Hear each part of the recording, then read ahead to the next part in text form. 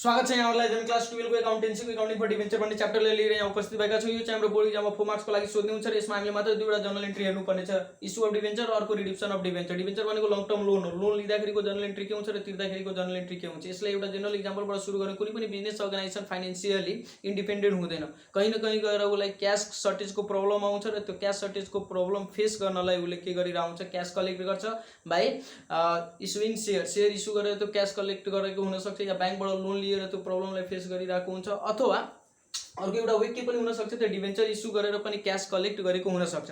Actually debenture के हो त्यो कुरा बुझ्नको लागि एउटा प्र्याक्टिकल एक्जाम्पल राखौं। मानिलिउँ हामी कोही व्यक्तिबाट केही वर्षको लागि लोन लिएको छौं, त उले त फ्रीमा लोन दिने हैन, हामीलाई केही सर्टेन पर्सेन्टेज हामीबाट इन्ट्रेस्ट लिन्छ। अर्को उले प्रुफ को लागि हामीले के गर्छ त एउटा पेपरमा साइन गर्न लगाउँछ। हामी बीच एग्रीमेन्ट हुन्छ र त्यो जे कुरामा एग्रीमेन्ट भएको छ त्यो सबै कुराहरू एउटा पेपरमा लेखिन्छ र त्यो पेपरमा दुवै पक्षको हैन दिने पार्टी र लिने पार्टी दुवै पार्टीको त्यहाँ सिग्नेचर हुन्छ र त्यो चाहिँ के भयो त प्रुफ को लागि उले राख्छ। एउटा हामीलाई दिन्छ, एउटा उले राख्छ। त्यो जुन त्यो एग्रीमेन्ट भएको पेपर छ अथवा जुन त्यो पेपर बनेको छ त्यो पेपर नै बिजनेससँग गाँच्ने हो भने त्यो के हो, हाम्रो डिभेन्चर हो। यसरी बुझ्नु होला, जुन एग्रीमेन्ट पेपर बनेको छ त्यही हाम्रो के हो त डिभेन्चर हो है।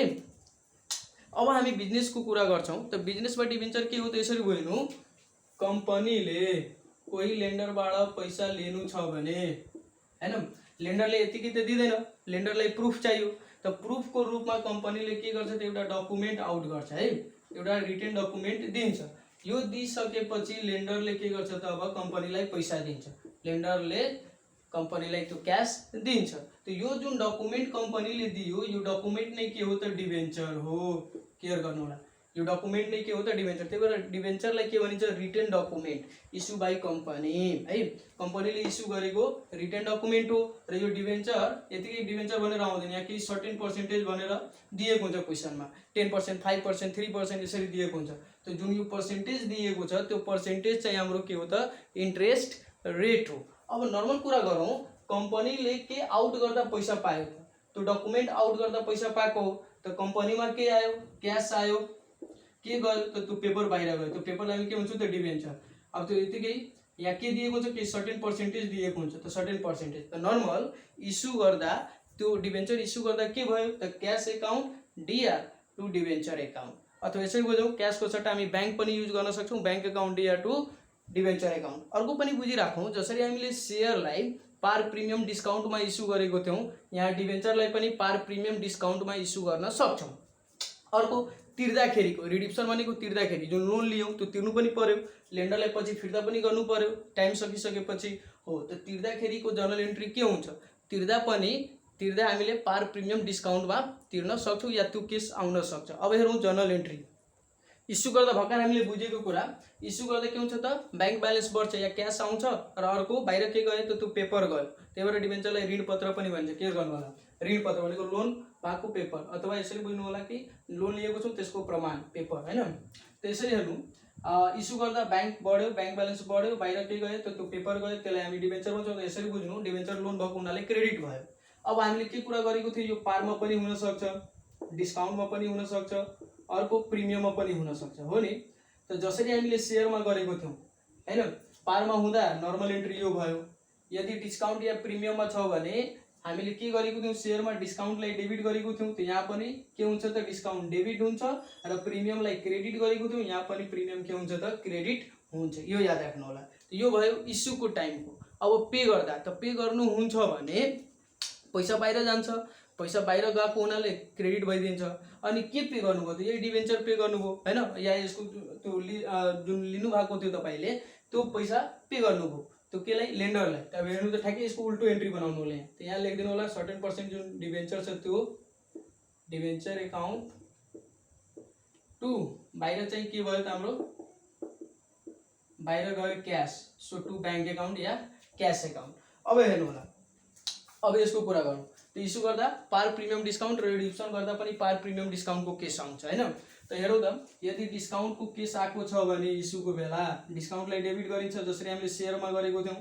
त discount on issue of debenture, issue of अहिले डिभेन्चर सर्टकटमा यो राख्दिनु होला। प्रिमियम छ भने to premium on issue of debenture. अब यही कुरा रिडिप्सनको हो भने ठ्याक्कै उल्टो गरिदिनु होला।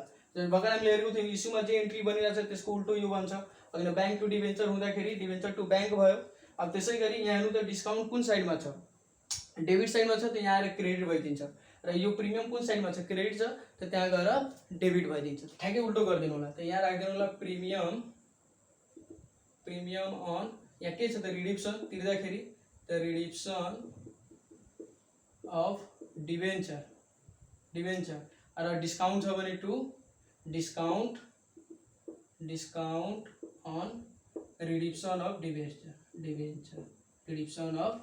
डिभेन्चर यति याद राख्नु होला। र जेनरल एन्ट्री याद राख्नलाई के गर्नु होला, इस्युको याद राख्नु होला, त्यो आफै याद भइहाल्छ है। इस्युमा के छ त, इस्यु गर्दाखेरि ब्याङ्क ब्यालेन्स बढ्छ अनि ब्याङ्क टु डिभेन्चर्स पारमा आउट गर्दाखेरि यदि डिस्काउन्ट छ भने सेयरमा जे गर्नुभयो त्यो डिस्काउन्टलाई डेबिट गरिन्छ र प्रिमियम छ भने प्रिमियमलाई क्रेडिट गरिन्छ। यो इस्युको बेला भइहाल्यो। अब त्यही रिडिप्सन भनेको के हो त, पे गर्दाखेरि तिर्दाखेरि त ठ्याक्कै एन्ट्री उल्टो भइदिन्छ, ठ्याक्कै उल्टो। त यहाँ के थियो, ब्याङ्क डेबिटमा थियो र डिभेन्चर क्रेडिटमा थियो, यहाँ डिभेन्चर टु ब्याङ्क भइदिन्छ। यहाँ हेर्नु होला डिस्काउन्ट डेबिटमा थियो, यहाँ क्रेडिट भइदिन्छ।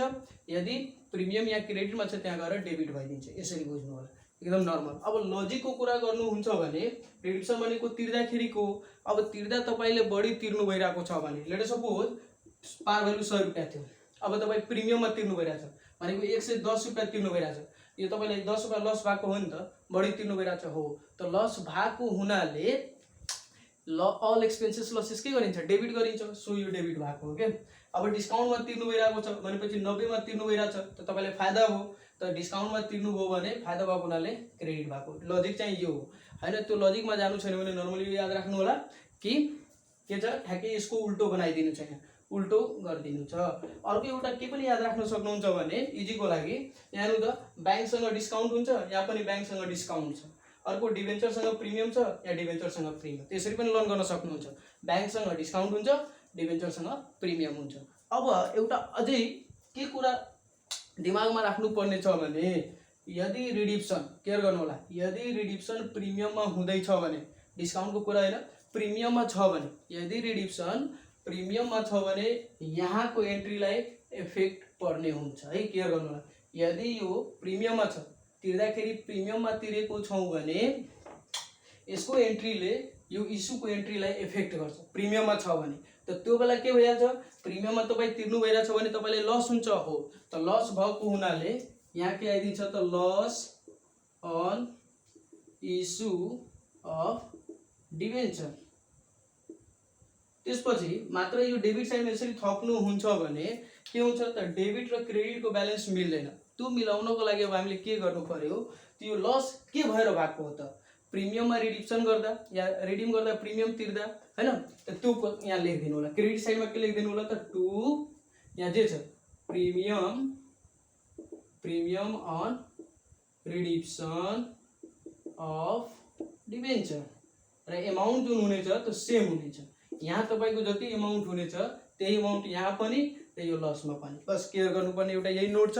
नोट के भयो त, यदि रिडिप्सन प्रिमियममा छ भने यसको एन्ट्रीले यसलाई इफेक्ट गर्छ। त्यो बेला हामीले प्रिमियममा तिर्नु परिरहेछ भनेको लस हो हाम्रो लागि, त लसलाई डेबिट गर्नु होला र यो ब्यालेन्स मिलाउनको लागि हामीले के गर्नुपर्छ त, यो के भएर लस भएको हो त, त्यो रिडिप्सन गर्दा प्रिमियम तिर्दा लस भएको। सो त्यो कुरा यहाँ उल्लेखित गरिदिनु पर्यो। बस यति नै हो। डिस्काउन्टको बेला केही गर्नु पर्दैन, नर्मल हो। अब तपाईलाई कसरी त्यो क्वेशनबाट चिन्ने कि प्रिमियममा छ या डिस्काउन्टमा छ, रिडिम भएको छ प्रिमियममा कि डिस्काउन्टमा, त्यो कुरा अब हेरौँ एउटा क्वेशनबाट। अब यो क्वेशनबाट बुझ्ने प्रयास गरौँ। के भनेको छ, M company limited issue 3000 debenture 8%। त्यो 8% भनेको इन्ट्रेस्ट रेट हो, यसरी बुझ्नु होला। फर 6 इयर्स डिभेन्चर इस्यु गरेको छ 3000, 8% इन्ट्रेस्ट रेट भयो। त्यसपछि तपाईँको 6 इयर्सको लागि ओके। पार भ्यालु चाहिँ 100 छ। एट अ डिस्काउन्ट इस्यु गर्दा डिस्काउन्टमा गरेको छ, ठीक छ, 5% को डिस्काउन्टमा। त 100 को 5% 5 रुपिज डिस्काउन्ट भयो।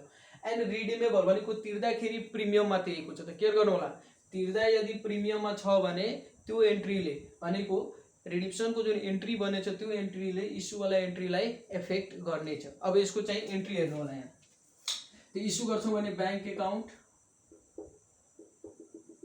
डीआर डिस्काउन्टमा छ, डिस्काउन्टलाई डेबिट गरिन्छ जसरी हामीले शेयरमा गरेको थियौँ। Discount on issue of debenture, issue of debenture account. त्यसपछि टु डिभेन्चर कति पर्सेन्ट त 8% डिभेन्चर है, यो राख्नु होला है, इन्ट्रेस्ट रेट पनि राखिदिनु होला 8% debentures account.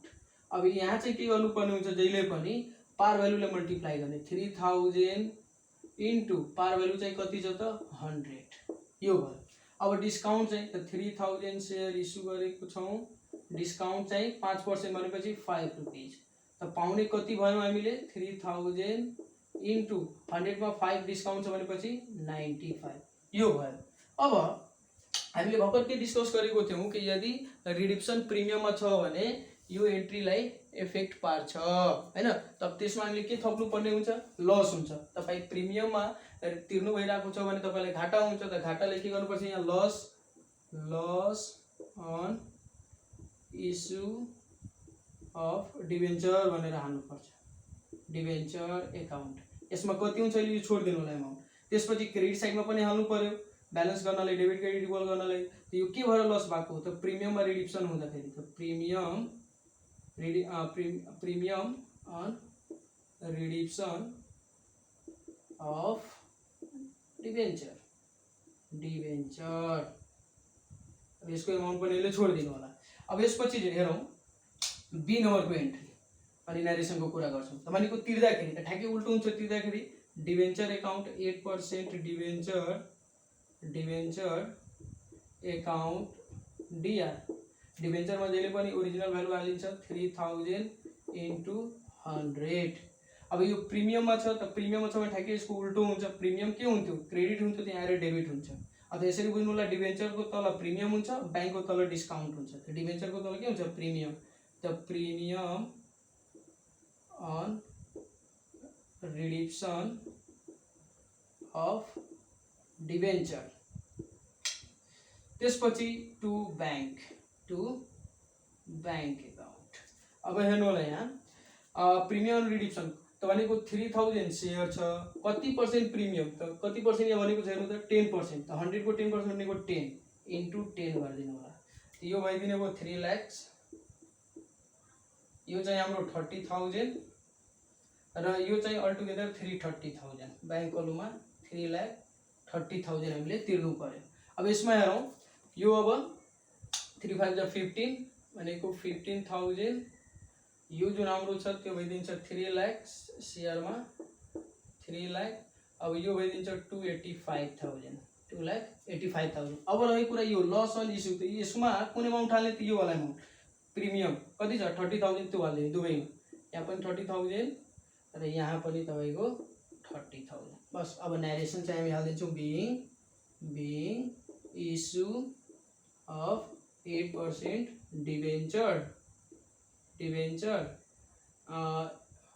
8 discount 5% discount 85% discount, एउटा यो भयो। त्यसपछि यसमा चाहिँ बिइङ रिडिप्सन अफ डिभेन्चर हैन, डिभेन्चर 8 प्रिमियम, बस यही जर्नल एन्ट्री गर्नु। यसको लागि हामीले 4 मार्क्स प्राप्त गर्छौँ। एकदम इजी छ है, केयर गर्नुपर्ने कुरा चाहिँ यसमा के छ, नोट चाहिँ के छ त यदि रिडिप्सन प्रिमियममा छ भने मात्र यो एन्ट्री इफेक्ट हुन्छ, अदरवाइज हुँदैन, जेनरल नर्मल हुन्थ्यो, यो नर्मल बन्ने हुन्थ्यो। अब यसैको एउटा अर्को हेरिहालौँ, अर्को क्वेसन हेरौँ हामी। के भनेको छ, ABC company limited issue 10,000 10% debenture of 100 each at a premium of 5%, issue गर्दा प्रिमियममा इस्यु गरेको छ, ओके, त्योसँग हामीलाई मतलब छैन। अर्को to be redeemable at a discount of 5%, ल हेर रिडिप्सन चाहिँ के गरेको छ त, रिडिप्सन गर्दाखेरि तिर्दाखेरि 5% डिस्काउन्टमा तिरेको छ, त डिस्काउन्टमा छ भने नो इफेक्ट, सुरुको एन्ट्री जुन इस्युवाला एन्ट्री छ त्यसमा इफेक्ट हुँदैन, एकदम नर्मल बन्ने छ। अब हामीले यहाँ याद राख्नुपर्ने के छ त, प्रिमियममा इस्यु गर्नु छ हैन, र रिडिप्सन चाहिँ डिस्काउन्टमा गर्नु छ, त एकदम नर्मल यसको एन्ट्री हुनेछ, त्यो पनि हेरिहालौँ फटाफट। त डेट पार्टिकुलर्स पीआर डेबिट र क्रेडिट भनेर, journal entries PR debit balance, त्यसै गरी क्रेडिट, हाम्रो यहाँ पार्टिकुलर्स डेट। पहिलो एन्ट्री जुन हाम्रो हुनेछ नर्मल बैंक अकाउन्ट डिआर केमा इस्यु गरेको छौँ हामी प्रिमियममा, त प्रिमियम क्रेडिट साइडमा हुन्छ। टु कति percent debenture 10%, 10% debenture account to premium on issue of debenture account. यसको जुन एमाउन्ट हुनेछ कति, त हामीले इस्यु गरेको छौँ 10,000 डिभेन्चर इन्टु प्रिमियम भनेको छ कति पर्सेन्ट 5%, पार भ्यालु छ 100, त 5 रुपियाँ 5 ले मल्टिप्लाई गरिदिनु होला। यसमा ओरिजिनल भ्यालु हालिन्छ जहिले पनि 10,000 इन्टु 100, र यसमा हाम्रो हुने भयो 10,000 इन्टु 105 प्रिमियममा छ, सो त्यही भएर यो भनेको हाम्रो कति त 1 लाख 10,000 मिन्स 246 10 लाख हुने भयो। यो चाहिँ हाम्रो 50,000 हुने भयो, र यो चाहिँ हाम्रो हुने भयो 10,50,000। नेरेसन त्यही हुन्छ being issue of debenture at premium, सर्टकटमा यो लेखिदिनु होला। यो चाहिँ हाम्रो पहिलोवाला भयो। यसमा अरू केही एड गर्नु परेन, किन त कारण यो छ कि रिडिक्सन केमा भएको छ डिस्काउन्टमा, प्रिमियममा भएको भए त्यो हालिन्थ्यो, तर यहाँ केही छैन त्यस्तो, सो यो भयो। बी नम्बरमा ठ्याक्कै उल्टो एन्ट्री, त 10% debenture account to bank account, पहिला यो हुन्छ बैंक अकाउन्ट। अब के छ डिस्काउन्ट, त हामीले यसमा डिस्काउन्टले डेबिट गर्थ्यौँ, त्यहाँ ठ्याक्कै उल्टो गर्नु छ क्रेडिट गर्नु होला, अथवा ब्याङ्कको तल डिस्काउन्ट आउँछ to discount on redemption of debenture भनेर लेख्नु होला डिभेन्चर। त भनेपछि कति पर्सेन्ट डिस्काउन्ट 5% भन्नाले 5 रुपिज 10,000 इन्टु 5, यहाँ चाहिँ ओरिजिनल भ्यालु हुन्छ 10,000 इन्टु 100 भनेको 10 लाख। त्यसै गरी हाम्रो यो जुन हुनेछ 50,000 र रिमेनिङ जुन हुनेछ हाम्रो 9,15,000 ब्याङ्क कलममा। बस इजी being deduction of debenture at discount. बस यही दुई मोडलको हामीलाई क्वेसन सोध्छ। अब यसमध्ये पनि हाम्रो जुन रिडिमेबल एट प्रिमियम थियो त्यही टाइपको बोर्ड इक्जाममा क्वेसन सोध्छ। एकदम इजी र इन्ट्रेस्टिङ छ यो, है, केयर गर्नु होला, एकदम इजी इन्ट्रेस्टिङ। अब धेरैजना विद्यार्थीहरूलाई कन्फ्युजन के हुन्छ, डिभेन्चर र बोन्डमा त्यो कन्फ्युजन हुन्छ धेरै जस्तो। डिभेन्चर पनि सेक्युर्ड या लङ टर्म लोन हो, बोन्ड पनि सेक्युर्ड र लङ टर्म लोन हो, है। त फरक के हुन्छ त डिभेन्चरमा तपाईँको इन्ट्रेस्ट रेट तोकेर दिएको हुन्छ 10%, 25% डिभेन्चर यसरी भनेर दिएको हुन्छ। तर बोन्डमा के हुन्छ तपाईँले त्यो सर्टेन जुन फिक्स रेट हाम्रो कुरा गरिरहेको छौँ त्यो रेट हुँदैन बोन्डमा, सिधै बोन्डलाई नर्मली यसरी प्रेजेन्ट गर्छ। यसमा पनि इन्ट्रेस्ट दिनुपर्ने हुन्छ तर त्यो चाहिँ फिक्स हुँदैन, फरक मात्र यति नै छ। अर्को कुरा डिभेन्चर र सेयरमा फरक के छ त तपाईँले सेयर इस्यु गर्नुभयो भने जसलाई इस्यु गर्दै हुनुहुन्छ त्यो हाम्रो कम्पनीको अनरसिप लिन्छ, हैन, अथवा त्यो मेम्बर भयो, भोलिको दिनमा उसले पनि भोट गर्ने अधिकार पाउनुपर्ने हुन्छ, भोटिङ राइट पाउँछ।